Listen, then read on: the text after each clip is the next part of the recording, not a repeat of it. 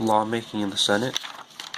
Similar to the House, every senator can introduce a bill, but the procedure for moving a bill through the Senate is less formal than those of the House because the Senate is smaller than the House of Representatives, so they don't need a House Rules Committee like the House does.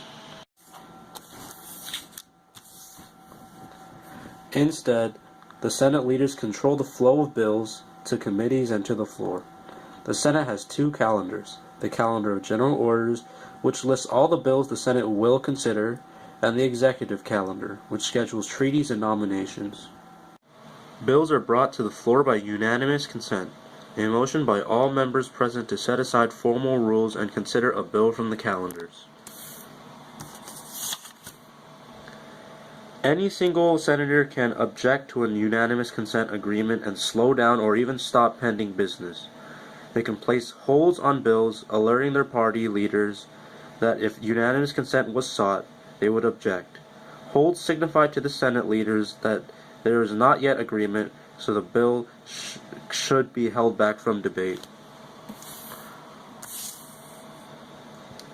While senators can place holds on bills to prevent them from reaching the floor for consideration, the majority leader does not need to follow the senator's wishes. This can lead to a filibuster. A filibuster is an action, such as prolonged speech, that obstructs progress in a legislative assembly while not technically contravening the required procedures.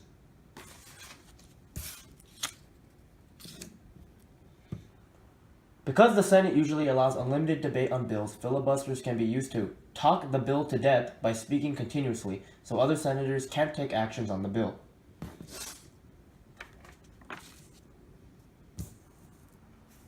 An example of filibustering stopping all business is in 1917, when the Senate could not move on acts pertaining to the World War, in which President Wilson openly criticized the Senate for being a little group of willful men, representing no opinion but their own, have rendered the great government of the United States helpless and contemptible.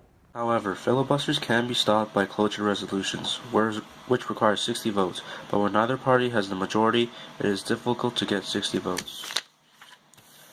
When a bill survives filibustering, or is not filibustered on, it reaches the floor where it can be debated, amended, and voted upon. A majority of 51 of 100 senators passes the bill in the Senate. The revised bill then goes back to the Senate and the House for final approval, then given to the President to either sign the bill into law or veto it.